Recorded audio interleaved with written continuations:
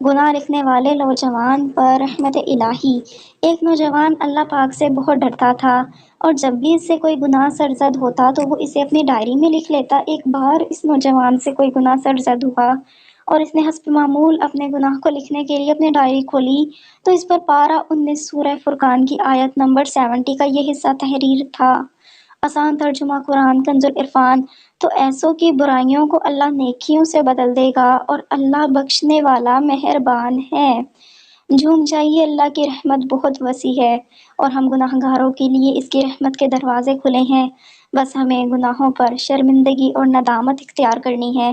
ہمیں اپنے گناہوں کو یاد رکھنا ہے جیسا کہ وہ نوجوان اپنے گناہوں کو یاد رکھنے کے لیے انہیں لکھ لیا کرتا تھا، مگر ہم گناہوں کو بھلاتے اور برسوں پہلے کی جانے والی نیکیوں کو یاد رکھتے اور وقتاً فوقتاً لوگوں کو بتاتے ہیں۔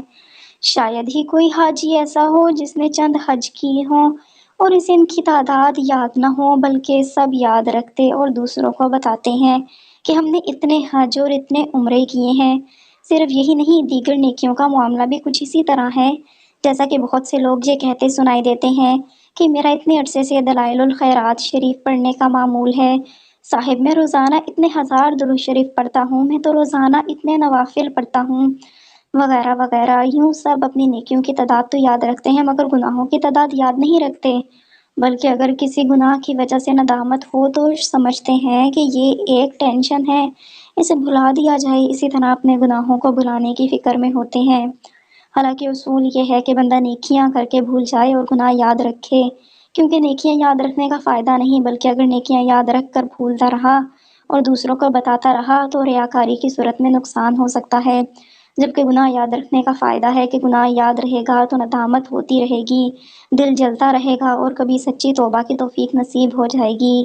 نیز اگر گناہ پر ندامت ہوتی رہے گی اور دل جلتا رہے گا تو انشاءاللہ اس کا بھی فائدہ ہوگا، جیسا کہ گناہ لکھنے والے نوجوان کے واقعے میں آپ نے ملاحظہ فرمایا کہ اس نوجوان سے جب کبھی گناہ ہو جاتا تو وہ ندامت سے اپنی ڈائری میں لکھ لیتا، جس کا فائدہ یہ ہوا کہ خط قدرت سے اس کے ڈائری میں پارہ 19 سورہ فرقان کی آیت نمبر 70 کا یہ حصہ لکھ دیا گیا۔